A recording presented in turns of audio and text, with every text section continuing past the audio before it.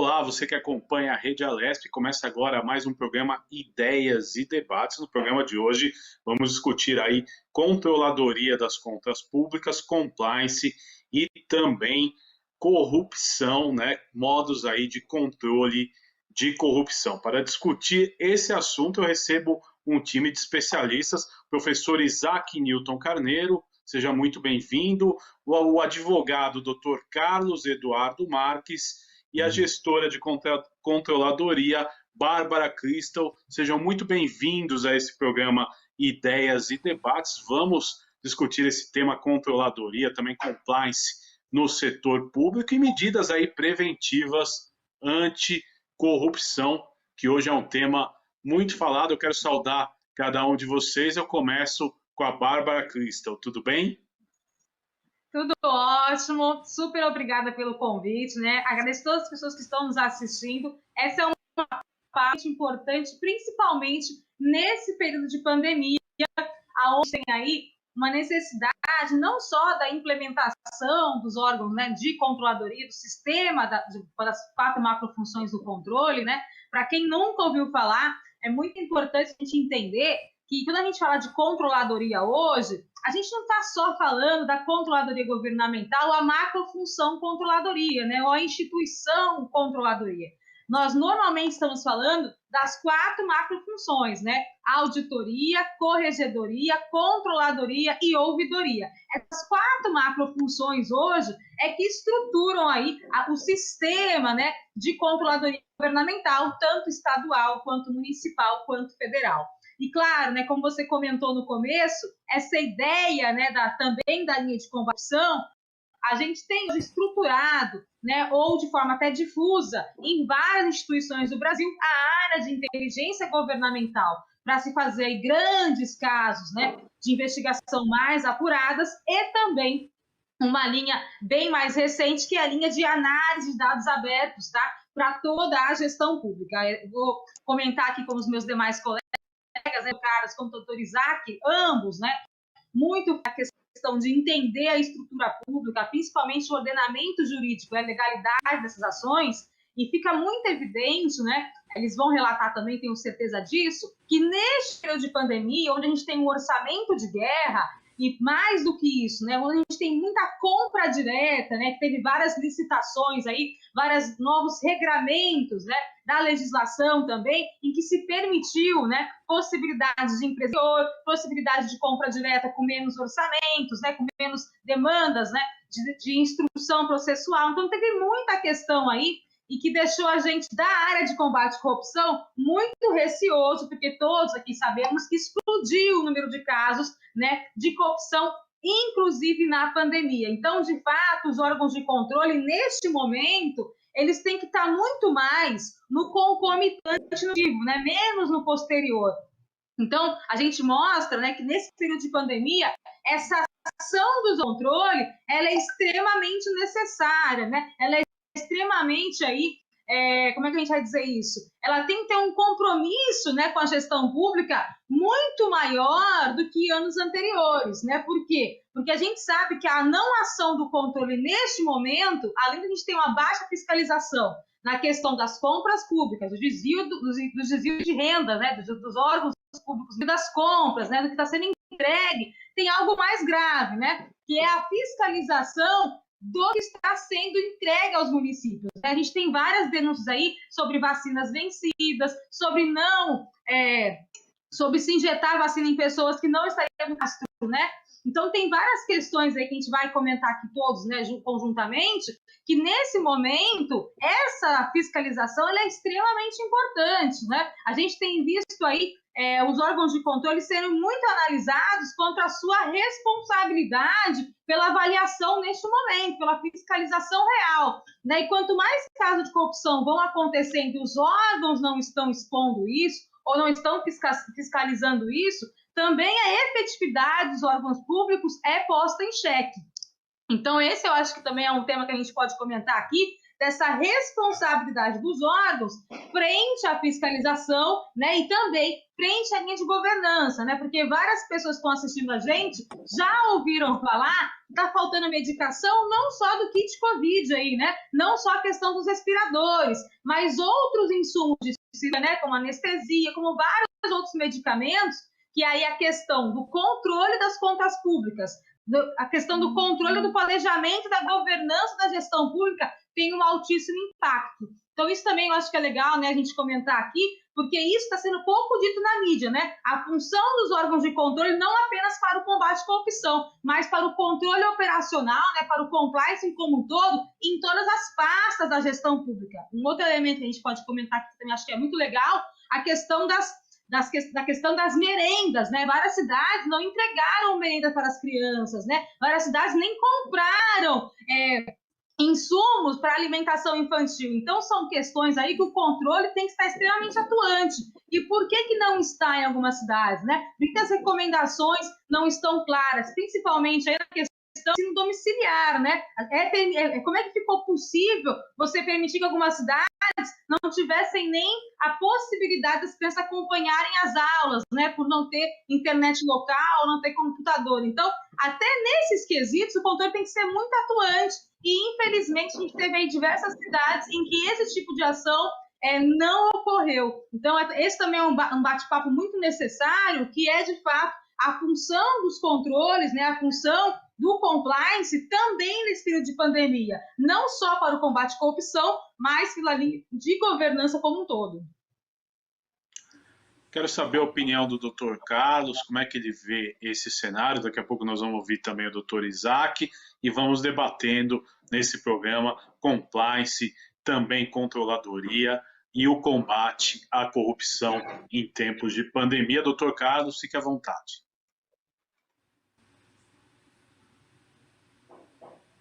Precisa ativar seu som, Dr. Carlos, um pequeno probleminha. Deixa eu aproveitar, eu vou ouvir então o Dr. Isaac e daqui a pouco o Dr. Carlos, então. Vamos lá. Bom, boa tarde a todos. Eu estou profundamente honrado de estar aqui com vocês nesse evento. Eu quero dizer que, apesar de pertencer hoje aos quadros da Universidade Católica aqui em Salvador, e coordenador jurídico da Associação de Municípios aqui no estado, eu estou com vocês pela Câmara, voltando com os meus pés à minha terra querida, Santo André, porque tenho certeza que devo estar falando com muitos dos meus amigos de infância, meus amigos de segundo grau, meus amigos de faculdade. Eu cursei aí a faculdade de Economia, eu fiz curso de Direito não em São Paulo. Então, Bárbara, muito agradecido de você deixar com os meus olhos, os meus pensamentos, esquentar com o calor, mesmo que do frio dessa época, mas o calor da lembrança da minha terra tão querida, que espero em breve estar muito mais próximo. Eu tenho que fazer uma ressalva importante. Eu sou professor e sou municipalista. Ser municipalista envolve abdicar de um olhar, às vezes, duro com relação à administração pública. Porque é óbvio que nós partimos do pressuposto que as pessoas devem conhecer antes de praticar. Professor não ensina teste, professor ensina conhecimento. E conhecimento aplainado, que já está cimentado. Sabemos todos que vivemos um momento extraordinário, mas é extraordinário de uma tal hipótese que ele não é conhecido, não é só no Brasil, não. Nós vemos que o mundo está a bater cabeças para encontrar soluções. Não é à toa que vemos os gritos de solução de uma forma num determinado país, de outra em outro país, porque se as coisas já estivessem decididas de modo uniforme, de modo comum, esse debate sequer seria necessário. Poderíamos passar já para o próximo ponto. Nós vivemos diante de uma pandemia, para que se tem lembrança, eu acho que 2 momentos aí vão ser célebres. O momento, quando eu era criança, eu lembro bem, aquele pânico que foi causado pela meningite Eu tinha os colegas de primário, era um negócio interessante. Quando um daqueles meninos, porque a meningite atacou principalmente crianças naquela idade que eu tinha ali, 6 7 anos, ó, já estou revelando aqui a minha idade. Mas, e o que acontecia? Quando um daqueles nossos colegas, eu perdi colegas de infância, quando um daqueles colegas ia para o Emílio Ribas, era tipo assim, já esperar a missa de sétimo dia, porque não tinha muito o que esperar. É indiscutível também que a chamada, mas essa nós não conhecemos, a gripe espanhola, que se assemelha a essa, também foi motivo aí de morte de tantas pessoas, milhares, inúmeros, mas a gente também não tem a visita histórica para saber. O que nós temos hoje? Nós temos uma situação extraordinária que, no caso dos municípios, vocês vão me permitir me ater exatamente até onde eu pratico, até onde eu estudo, trabalho. No caso dos municípios, trouxe uma perplexidade incomensurável.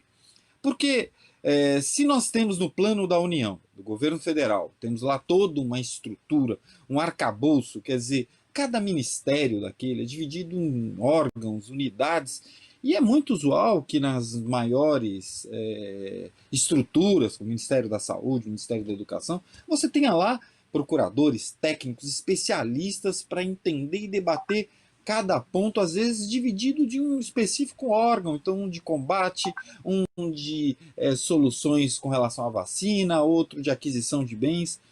Os estados têm isso não tão especializado, mas tem. Quando a gente chega em São Paulo tem. São Paulo é um negócio interessante. São Paulo tinha mais leitos de UTI do que a França.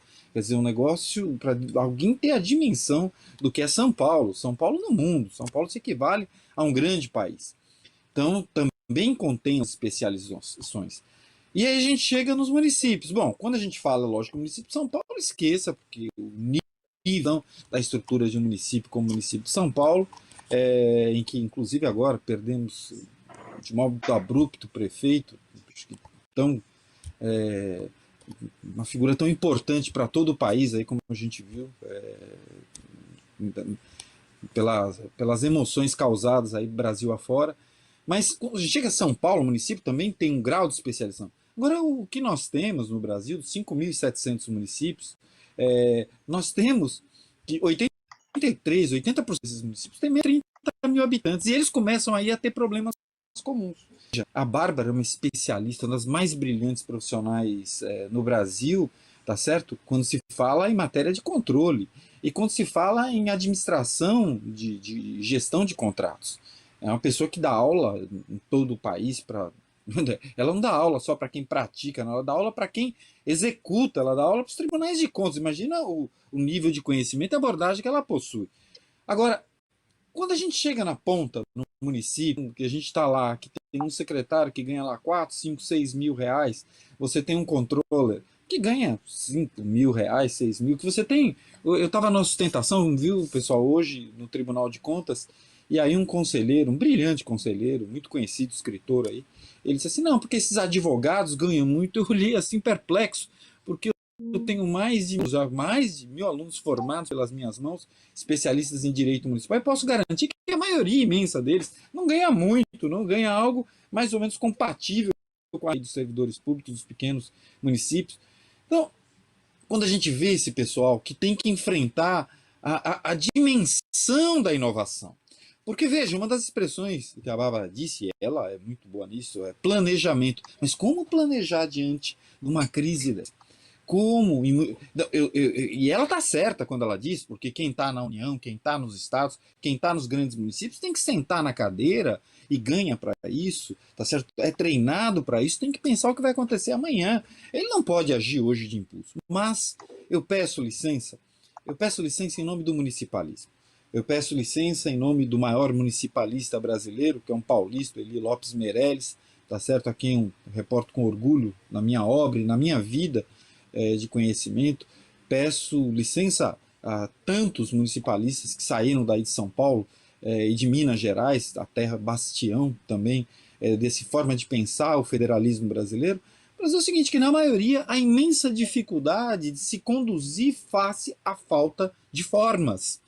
É muito fácil a gente agir quando temos pela frente um roteiro, quando sabemos para onde vamos, quando temos aquele mapa. Diga aí, a maioria dos municípios, meus amigos, está vivendo como o sujeito que sai para ir de uma cidade a outra sem um mapa. Bom, isso aqui no Brasil fica fácil. Imaginem assim, não, tô aqui em São Paulo, eu vou para Sorocaba, basta eu pegar as estradas aí, vai ter placa. Eu, por exemplo, a cidade dileta lá da minha esposa tem duas placas, uma na entrada e outra na saída. Tô brincando, viu? Se ela soubesse, ela vai me matar. Mas as pequenas cidades não assim, são tão conhecidas, mas você acerta a chegar. Tá lá as placas no meio da estrada, você vai chegar lá. Mas imaginem vocês terem que sair de Frankfurt para ir para Berlim sem mapa. Quer dizer, com mapa já seria difícil. Sem mapa é provavelmente terrível. Agora, isso fica multiplicado de você ter que sair de Israel, tá certo? Para ir para qualquer país árabe. Com aquelas letras, todo mundo vai ficar desesperado. Então, o cenário que nos deparamos hoje para os pequenos municípios e para quem toca a vida nesses pequenos municípios é mais ou menos semelhante a esse. Andar numa estrada com letra desconhecida, sem mapa. Está muito difícil. Muito difícil. E falarmos de compras públicas é falar do momento mais complexo da atividade pública, que é o da conversão dos desejos em realidades. Fazer isso não é fácil, fazer isso exige responsabilidade. Por isso que vivemos um momento tenebroso, tormentoso. Eu estou falando aqui, vejam, vou reafirmar a minha preocupação e a minha formação e meu estudo todo nesses 35 anos. Eu estou falando no nome dos pequenos municípios, mas do Brasil todo de um modo geral. E é basicamente isso que eu pretendo aproveitar para debater com tão brilhantes, se tiver altura de tão brilhantes palestrantes. Obrigado. Legal, desculpa o excesso, por favor. Obrigado, doutor Isaac, pela consideração. Doutor Carlos Eduardo, conte para nós aí um pouco da sua visão em relação a isso. O senhor que é especialista em direito constitucionalista, né? Aonde entra o direito constitucionalista nessa história, doutor? Boa tarde, Guga. Boa tarde a todos. Professora Bárbara Cristal, doutor Isaac. Gostaria de agradecer a todos pelo convite. Me encontro muito envaidecido, no bom sentido da palavra, de poder participar desse momento. Também não sei se me encontro à altura, viu, professor Isaac, de poder debater tão relevante tema em frente do senhor e da professora Bárbara Cristal, como o senhor também dispensou e elogiou-a bastante dentro da combatividade, conhecimento e especialidade nos trabalhos que ela realiza em várias funções, professora. Parabéns ao senhor também, professor Isaac. Do ponto de vista de opinião, ousaria dizer, professor Isaac,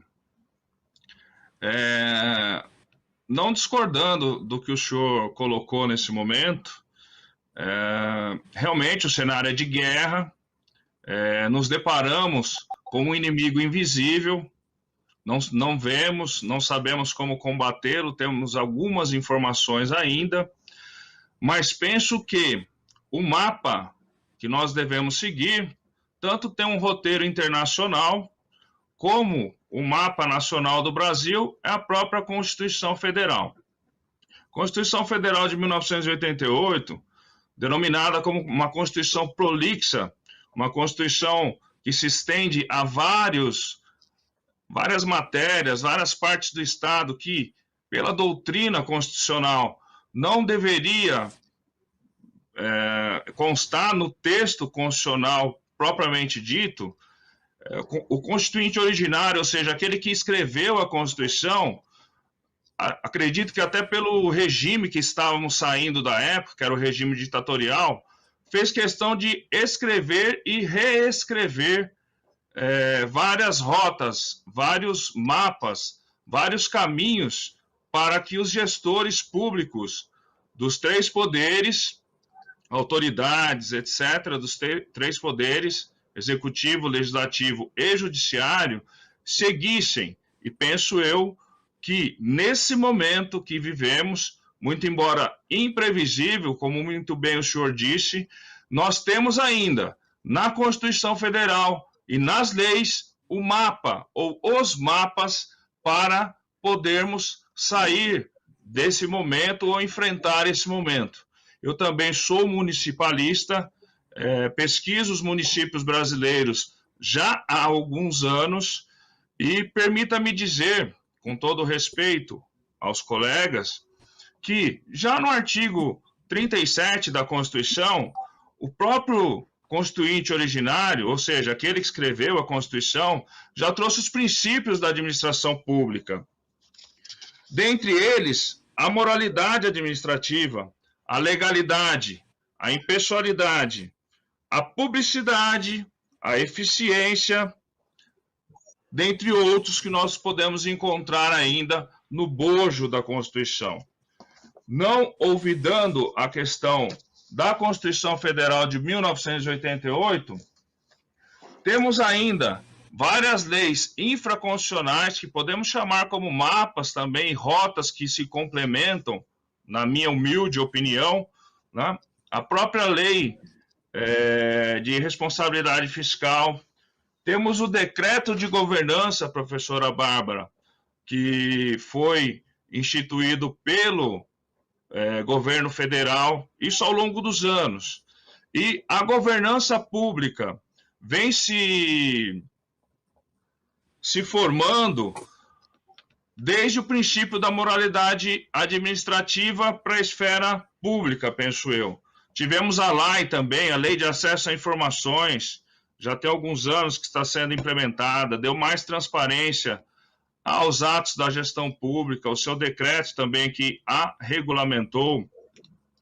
Enfim, e é dentro dessa seara, dentro dos controles, o mapa já existe, ou seja, você, gestor público, você, autoridade pública, deve seguir a Constituição Federal, as leis federais, a Constituição Estadual, leis estaduais, leis orgânicas e leis municipais, preventivamente. Então, o mapa já existe. Você tem que seguir esta e aquela rota que estão tanto na Constituição Federal e nas demais leis que dissemos. Se não seguir, terá o acidente, né? E aí nós entramos na seara repressiva. Só me permita corrigir aqui uma fala. Até agora, se seguirmos os mapas, o que está na Constituição Federal, nas leis, etc., nós estamos na seara preventiva, ou seja, é aquilo que o gestor tem que fazer, é aquilo que as autoridades têm que fazer, os órgãos têm que fazer e etc. Se o gestor sair desse mapa e não for pelo caminho indicado pelo mapa e pelas placas, depende da analogia que fizermos nessa questão, nós teremos aí os acidentes, ou acidente de percurso, ou a perca de rumos. É onde entra, penso eu, o controle, ou os controles nas suas 4 macrofunções, como muito bem explana, explica e ensina a professora Bárbara Crystal. Então, os controles devem haver compliance, controle, etc., também na seara preventiva, ou seja, enquanto o gestor está seguindo os mapas, o seu caminho dado pelo Constituinte, nosso país é legalista, é civil law, ou seja, tudo que está na lei ele tem que fazer, não pode ficar inventando situações que não estejam na lei, e os controles vão acompanhando. Se está tudo ok, se está gerindo de uma forma ok, ou seja, como está no mapa, como está na rota, como está no caminho, ótimo. O compliance, os controles vão atestar a conformidade, a integridade das contas públicas, dos órgãos públicos naquele momento. O problema é quando o gestor público, seja ele chefe do executivo municipal, estadual ou federal, ou qualquer outra autoridade, saia fora do mapa, ou seja, do que tem que ser feito. Com todo respeito, é uma receita. Governar hoje no Brasil. Gerir hoje no Brasil, ou seja, a partir de 1988, é seguir o que se encontra nas leis. E nós temos, estou falando aqui de uma maneira bem simplória, viu, professora Bárbara? Me desculpe. É seguir o que se encontra nas leis, nos decretos, na Constituição Federal e etc. O problema é quando sai fora do mapa, das leis e dessas orientações. Então, até onde o controle estava acompanhando preventivamente se está ok, se atesta a conformidade das contas públicas, do gasto público, dos gastos públicos e etc. E quando, eventualmente, o gestor sair da rota, fizer algo que não é previsto em leis, ou cometer até crimes, eventualmente, o de improbidade administrativa, que tem sanções terríveis, os controles também irão detectar que esse gestor geriu a máquina pública, cometeu um crime público, enfim, não gastou a verba pública com eficiência, não trouxe dignidade humana para os seus cidadãos, e assim sucessivamente. Lembrando que outras formas de controles também, que os gestores sofrem, tem a questão do Ministério Público, estadual, federal, os tribunais de contas e outros mais. Me desculpe se me alonguei, professora, e da forma simplória que eu me referi ao tema, e o debate aqui é democrático, professor Isaac. Não que eu discordei do senhor, mas penso eu que o mapa estejam na Constituição, nas leis. Essas são as rotas a serem seguidas.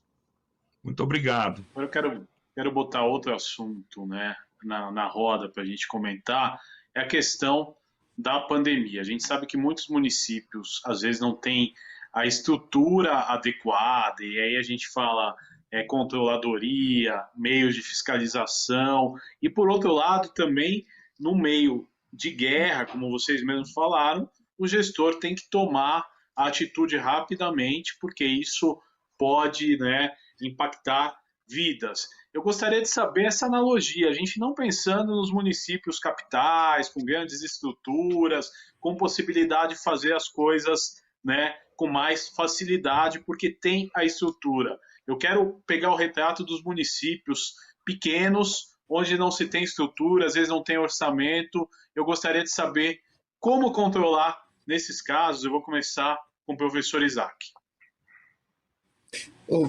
Obrigado. Não, absolutamente. Eu acho que não há dilema. É óbvio que tem que seguir a lei. Só que a lei, sabemos, ela merece interpretação. Ela não é uma cerca fechada. Ela é um ponto de marcação na estrada da vida de cada um. Então, veja, posso aqui trazer exemplos. Eu vi vários casos aqui de municípios que receberam recursos para apoiar a sua cultura. Dentro da lei, a lei federal chamada Lei Aldir Blanc, e que servia para que os municípios pudessem, nesse período que você não pode fazer reunião com as pessoas, você não matar a cultura, o sanfoneiro, aquele pequeno músico, a quadrilha. Como é que a gente pode fazer quadrilha, São João? Meu Deus, eu ia escapar disso, viu, Bárbara? Eu morria de vergonha de dançar quadrilha, tinha que dançar todo ano, mas imagina, tá proibido isso. E aí essa lei veio de modo muito interessante criar uma perspectiva para a mantença desse pessoal. Eu vi diversos municípios, doutor Carlos, diversos, que não sabiam o que fazer. Sabe o que eles fizeram? Devolver os recursos ao Estado. Porque ante o risco de aplicar corretamente esses recursos, e aí eu tenho certeza que se tivessem contratado o Bárbara, teriam resolvido isso para poder ensinar como fazer. Mas como não tinham esse caminho, eles não sabiam, diante do risco, devolver o recurso ao Estado. Imagina o prejuízo para a cultura local. Veja que ninguém deixou. Não, foi cumprida a lei. Eles executaram o que estava na lei. Ou você cumpre certinho passo a passo, ou devolve o dinheiro. Quem que saiu prejudicado? A população. Fizeram isso por maldade? Não, eles queriam acabar com a cultura popular. Absolutamente. Veja que crise que nós enfrentamos diante dessa realidade. E isso aí se desdobra, nesse momento de pandemia, por milhões de problemas que estão acontecendo aí. Então, eu posso dizer o seguinte, os vereadores tinham que fixar suas remunerações no final de 2020. A regra da Constituição, e eu sou constitucionalista, é essa, tem que fixar naquele período. Mas a lei complementar diz que não pode. Ou fixa e diz para quando se fixa. E como é que se resolve diante de um antagonismo legal óbvio como esse? Como é que se resolve? Agora, eu sei que o senhor resolve. Isso eu não tenho dúvida. Agora, e o sujeito está sentado lá, naquela cadeirinha, às vezes numa sala sem ar-condicionado, tá certo? Esses dias eu atendi um rapaz que dá consultoria em Minas, e um procurador, uma pequena cidade de Minas, eu disse, mas me diga uma coisa, essa dúvida sua, você usa que livro? Qual a bibliografia? Eu disse, olha, professor, eu uso aqui um livro que tinha na prefeitura do Oswaldo Aranha, Bandeira de Melo. Eu falei, meu Deus do céu, Oswaldo Aranha nem eu estudei, olha que eu estudei pela Constituição de 88, eu estudei no momento dos debates, da criação da Constituição, mas Oswaldo Aranha é de matar, né? O pai de Celso. Celso Antônio Bandeira de Melo. Então, você imagina a dificuldade que se tem para compor essas crises. Qual é a solução? Eu acho que nesse ponto, o grande desafio do nosso momento é fazer isso aqui que a Assembleia está fazendo. É discutir, é fazer o treinamento, é dizer à luz, porque não é fácil interpretar. E interpretar impõe riscos. Há um risco imenso, tanto é arriscado essa interpretação que, veja, a Lei de Introdução às Normas de Direito Brasileiro, recentemente modificada, num projeto belíssimo, que eu acho que dá uma nova luz para quem tem que decidir, porque estava difícil decidir no Brasil. Tem uma frase que todo municipalismo reconhece, ser prefeito é exercitar profissão de risco, como o MacGyver naquele filme antigo, é profissão de risco, porque você pode estar exercitando ali o seu poder-dever de fazer a interpretação e pode estar sem má fé, então não ataca a moralidade. Você pode atender até todos os requisitos formais da cabeça do artigo 37, sem deixar faltar nenhum, e pode errar. E pode errar gravemente. Tanto que a lei veio dizer, olha, se o erro... Porque o prefeito não tem nenhuma formação, não é? O prefeito não é obrigado a falar, olha, você tem que fazer... Por exemplo, eu digo sempre, eu fiz vestibular para medicina, fiz FUVEST, eu acertei 78 pontos, né? Eu teria passado para direito, mas não passei para medicina, que eram 84 pontos o requisito do vestibular. Então, o prefeito não tem lá, olha, para você ser prefeito, você precisa acertar 60 pontos na FUVEST. Não está escrito isso.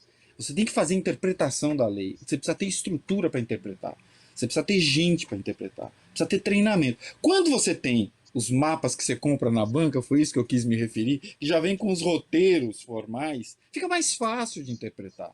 Só que o momento de pandemia está exigindo que o prefeito tenha que escolher. Veja, a primeira medida, e eu só vou falar nisso que eu sei que estou me estendendo, a primeira das medidas, a lei federal, que trata logo, que enfrenta em fevereiro a questão, ela trata do seguinte, ela trata, olha só o que a lei diz, fica dispensada a licitação para aquisição de bens, serviços e insumos de saúde destinados ao enfrentamento da emergência da saúde pública de importância internacional decorrente do coronavírus de que trata essa lei. Ou seja, a lei foi corajosa. A lei foi bem feita. Está de parabéns o governo federal por editar a lei. Parabéns! Agora, vamos interpretar isso aqui? Como é que funciona isso? Como é que a gente ajusta a questão da dispensa de licitação? Eu vou cumprir o artigo 25 e 26, ou o artigo 26? Como é que eu vou fazer? E comprar bens que podiam até ser usados? E máscara? Qual o padrão? Como é que... Porque também existe lei para regular qual o parâmetro, qual o tipo, qual a qualidade de máscara. Naquele tempo não havia máscara. Luva plástica, aquela luva que usa. Eu saí para comprar para minha mãe esses dias, que ela está sofrendo lá um atendimento. A luva, meus amigos, aí em São Paulo, eu fui comprar na Zona Norte. Eu comprei no começo do ano passado de R$34. Sabe quanto é que está agora? 140. Você acha que esse preço só está na farmácia ali do Horto? Não. Esse preço está no distribuidor. Aí como é que você vai comprar? A prefeitura vai partir para comprar isso. Aí ela compra a luva hoje porque ela precisa. Ela compra de R$ 100, vamos supor, com a distribuidor, R$ 100. Como é que ela vai explicar para o tribunal, Bárbara, que ela comprou de 100 um produto que há 6 meses atrás ela comprou de 20 ou de 5? Vai dar trabalho. Ela vai ter que explicar, porque ela não inventou, era o mercado. Eu estou vendo esses casos há quilos aqui. Há quilos. O pessoal tendo que se explicar. Porque para o tribunal, como diz, quando eu faço palestra, Bárbara, eu cito sempre o seguinte: o tribunal é que nem aquela novela. Quem matou Odete Roitman? Eu não sei o nome da novela, eu só lembro desse personagem, né? Porque você assiste a novela toda, é um terror aquela novela. Acho que a novela durou 1 ano, sei lá quanto tempo, e você não sabe quem matou Odete Roitman. O tribunal, ele assiste a novela ao contrário, quer dizer, ele sabe quem matou Odete Roitman e vai correr atrás. Quer dizer, ele vê a conta. Os prefeitos correm na sequência da novela, tendo que se defender, descobrir como é que podia ter feito para não morrer a tal da Odete Roitman, mas é muito difícil esse exercício. Então a gente vive um momento onde o treinamento, a pesquisa, tá certo? Aí se há medidas de controle interno, se há medidas de compliance, se há medidas de treinamento, esse será o principal caminho. E principalmente a união de todos os entes, para que eles possam buscar aí o federalismo agrupado funcionar como forma de se criar a solução, de se achar resposta de cada um para transmitir para o outro, a resposta que deu certo, que vai vencer aquela que não deu tanto. Eu não sei se me perdoem, por favor, por ter me alongado, é que quando falo em município, Imagina. Como eu sou apaixonado, eu não desisto da poesia. Eu quero saber a opinião do Dr. Carlos sobre isso. Como é a sua visão, Dr. Carlos? Guga, penso, o doutor Isaac está correto nas suas colocações, pensamos muitas coisas em comum. Realmente, um dos grandes desafios hoje dos prefeitos, dos gestores municipais, vamos ficar nos municípios como ente federativo para não nos alongarmos, né? Mas realmente, inclusive, sem pandemia, professor, nós já conversávamos sobre isso, já é um grande desafio. Acredito que a professora Bárbara compreende da mesma forma, porque hoje no Brasil nós sabemos, para nós nos candidatarmos a algum cargo eletivo, basta que cumpramos alguns requisitos não tão formais, como o senhor diz, não tem nenhuma prova, nenhum formalismo, passar num vestibular, um curso, etc, etc. E quando, muitas vezes, alguns prefeitos ou chefe de executivo, não aqui de grandes cidades, de São Paulo, mas dos rincões do Brasil, etc., se veem, estão prefeitos, foram eleitos e têm que gerir a máquina pública. E como fazer? O desafio aumenta, e aumenta, penso que 10, 100 vezes mais, quando acontece, nós tivemos eleições municipais o ano passado, os novos prefeitos, aqueles que não se reelegeram, assumiram agora, em 2021, como fazer nesse cenário de guerra. Como o senhor também bem disse, o prefeito também não precisa saber de tudo. Para isso, ele tem os seus secretários e deve se encontrar cercado de vários técnicos. Ou seja, a lei realmente nos dá, a Constituição, a lei realmente nos dá várias margens de interpretação, inclusive pelas cortes superiores, tribunais de contas, tribunais de justiça, STJ, STF, etc. Mas, indo um pouco além da Constituição, se é que me permite, nós temos os princípios de direito. E penso eu que se nós colocarmos esses faróis junto com a doutrina constitucionalista, com a doutrina legalista, e nós, técnicos do direito, de mãos dadas, com todo respeito, aos técnicos de controladoria, compliance, etc., e mais mãos ainda mais cabeças ainda, ao senhor também, com todo o seu conhecimento, todos nós temos nossos pontos fortes e sabemos. Aí penso eu que se nós observarmos com esses faróis de milha, ou com esses faróis que antigamente se usava para nortear, digamos assim, os navios, grandes faróis, que são os princípios, que vêm até antes das constituições, o direito internacional e assim sucessivamente, penso eu que nós chegaremos a denominadores comuns mais sensatos. Não que os prefeitos ou gestores públicos não tenham que dar explicações para os órgãos de controle, etc. Mas penso que, cercados de técnicos especialistas da área do direito, da área do controle, de compliance, etc., e outros mais, temos que formar um corpo muito técnico, vai precisar do conhecimento de outra área, etc. Penso que a probabilidade de errar é menor. E realmente o senhor tem razão, professor Isaac.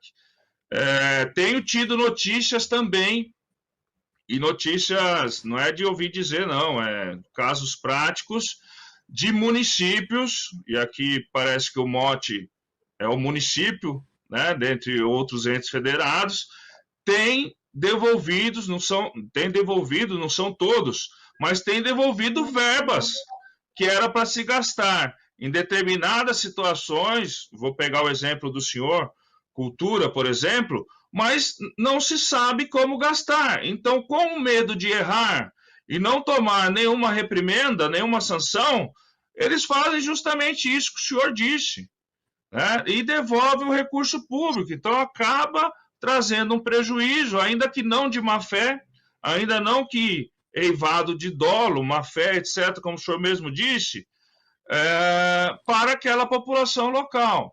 Então, uma solução que me parece plausível, doutora Bárbara, que nos corrija, né, professor?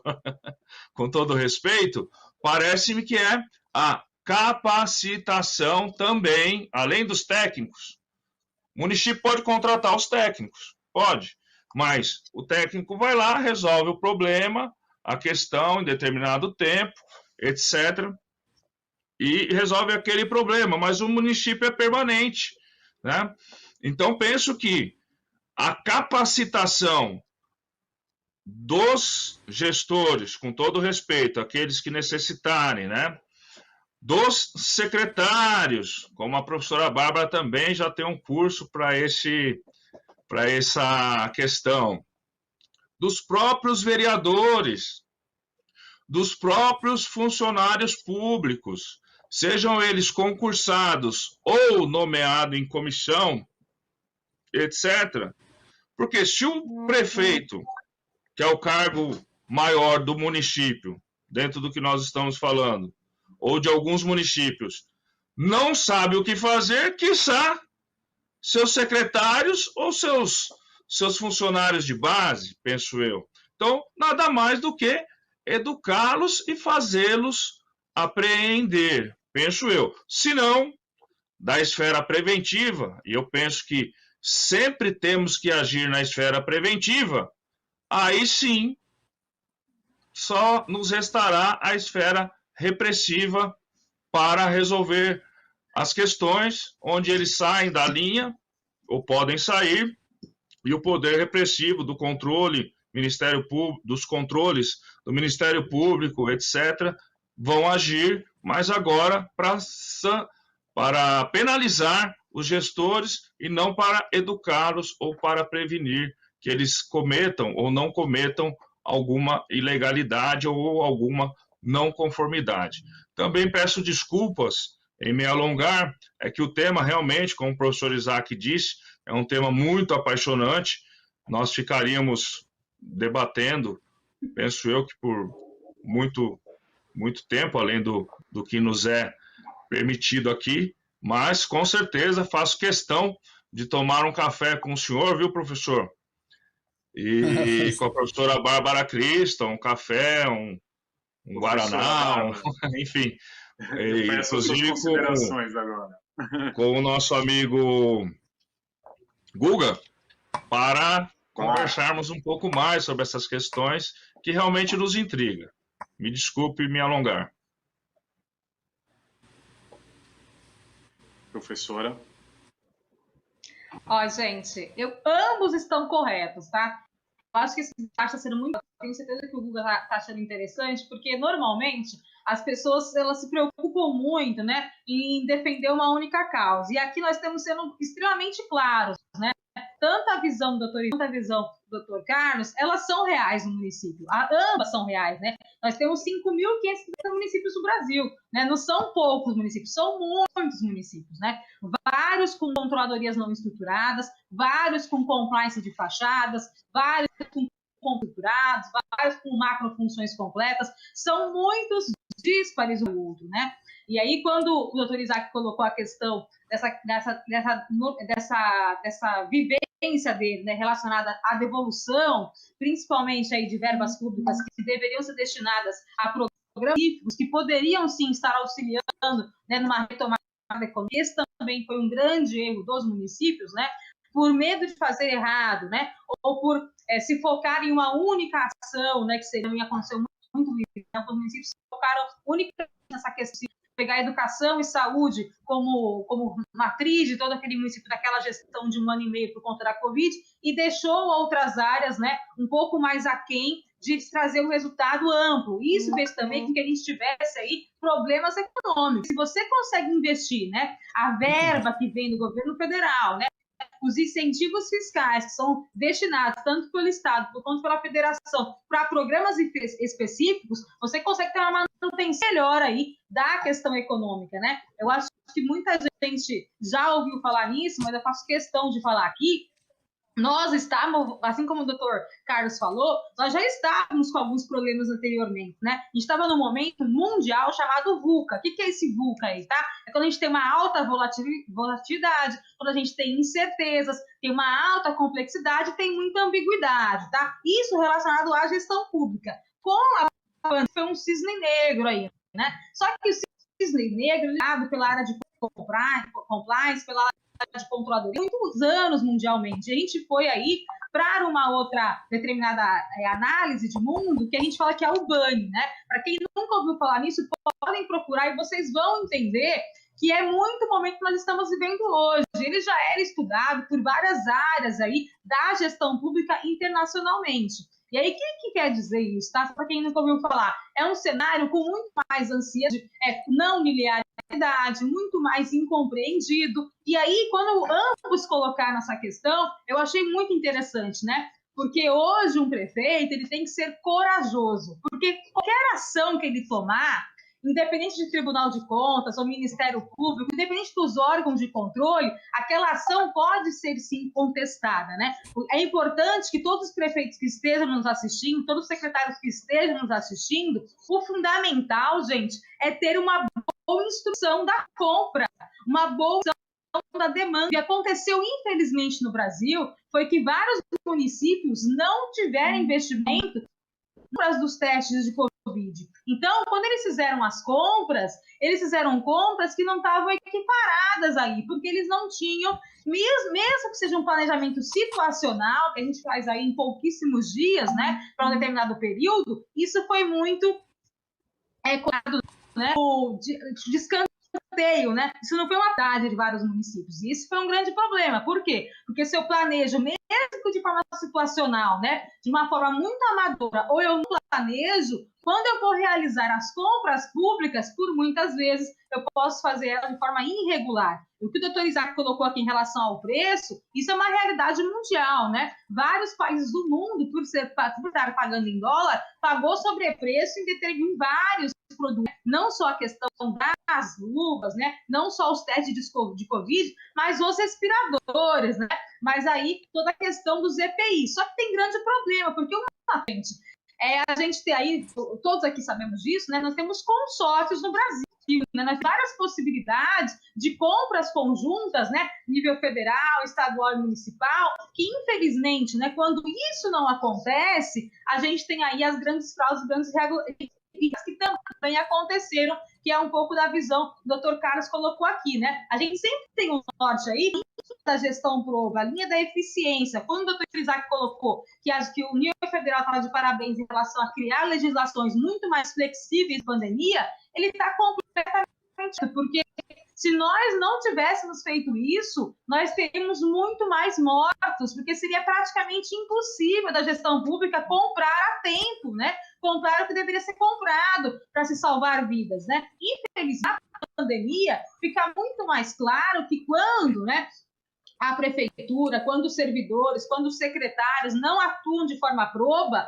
a gente, nesse momento, consegue ver claramente que a corrupção mata pessoas, né? Quando a gente paga aí um respirador que vai ser comprado aí de uma empresa que vende vinho, né? Que não tem nada de área medicinal, que o respirador não era para aquilo ali, quantos mortos a gente teve em vários municípios por conta desse tipo de contratação? Tem empresas que não têm PNAE específico para fazer a tramitação e que não vão entregar, né, ou ao Estado que foi comprado. Quantas pessoas morreram por conta dessas compras ineficientes e muitas vezes, né, não construídas tecnicamente. Então, ambas as questões, elas são reais, né?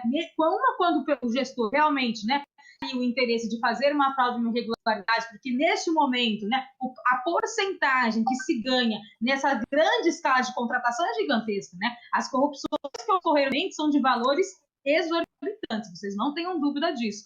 Eu tenho uma equipe que a gente faz aí, por dia, 20 milhões de reais em fraude em várias localidades. Então, assim, esse período de pandemia, a gente tem, sim, muita fraude, muita irregularidade. Mas vamos para os prefeitos que são provos, que erraram porque não tinham conhecimento, né, que não era uma coisa propositada. É claro, gente, que esse tipo de ação, né, ao longo do... Quando ele é analisado, ele tem um auditor, toda a linha de controle, ela sabe quando uma coisa tem má fé, quando a coisa não tem má fé. A gente também sabe, né, fica evidente pela documentação, as tentativas, né, um órgão de controle, ele vai atuar no município em que se teve aí a melhor possibilidade de se trazer uma resposta positiva ao município, né, por conta realmente da questão de não se ter ali uma instrução a contento no período de pandemia, tá? Diferentemente da fraude de verdade, que ela tem pegadas, né, elas têm rastros, né, que ficam muito essas ações. Mas o que eu fico preocupada, eu acho que é legal a gente comentar isso agora no finalzinho, que eu acho que esse talvez seja a maior insegurança jurídica hoje, é, por exemplo, os medicamentos. Isso, para mim, é muito complicado, porque muitos aqui, como eu também, recebo muita ligação de prefeito, de governadores, de várias pessoas que trabalham em servidores, de fato, né? Esses últimos 2 anos, eu instruí muitas pessoas que chegavam casos para eles que era assim: eu posso, por exemplo, deixar que o meu município entregue kit Covid, aí vem lá o Ministério Público dizendo que não, vem um outro tribunal dizendo que sim. Então, assim, essas outras instituições, né, que por vezes são padronizadas, nesse período de pandemia, em várias regiões do Brasil, tiveram recomendações, né? Tiveram ações diferentes judicialmente. Eu acho que esse tenha sido aí para os prefeitos, principalmente, uma atitude que eles tinham que decidir totalmente com o CPF deles, aceitando uma possível improbidade. Eu acho que esse é o momento mais paradoxal de toda a história, né? Que a gente tem após de uma questão totalmente de autonomia e independência de município relacionada a uma decisão, né? Porque se ele tiver dados para comprovar, mesmo que cientificamente isso não seja aprovado, que teve uma diminuição do número de casos, será que ele consegue não tomar a improbidade? Ou não? Vem a recomendação que ele não deve utilizar, ele tem que parar tudo e aumentar o número de casos dele. Então é muito complicado. Eu recebi muitas questões sobre isso e eu recebi as instituições que conseguiram aí ter pareceres completamente contrários uma da outra em diversas localidades do Brasil. Então, eu acho que esse tipo também de falta de padronização do de controle, né, das defensorias nacionais, eu acho que também trouxe uma insegurança muito grande para o gestor, né, do que ele deveria decidir de fato. Eu acho que esse talvez dentro de todas nossas discussões aqui, né, porque todos nós temos interesse que o Brasil seja melhor, né, que as gestões tenham o melhor resultado possível, mas sim, eu acho que tem momentos que elas são extremamente paradoxais, né, em que fica toda aí uma pressão na decisão do prefeito e eles vão ver isso posteriormente, né? E esse posteriormente aí pode, sim, né, numa eleição futura, trazer muitos malefícios, né, para aqueles gestores atuais. Gente, o nosso tempo esgotou, mas eu quero agradecer, foi um excelente debate, muito rico de conteúdo, pudemos esclarecer e tenho certeza que à frente a gente vai retomar esse tema aqui na Rede Alesp, discutir bastante esse assunto. Eu quero agradecer ao professor Isaac Newton, quero agradecer também ao doutor Carlos Eduardo e a você, Bárbara Crystal, também pela participação nesse Ideias e Debate de hoje. A gente discutiu compliance, controladoria e foi mais um programa Ideias e Debates. Você fica agora com a programação da Rede Alesp, você pode acessar nossas redes sociais também e acompanhar este e outros programas. Até um próximo encontro. Tchau!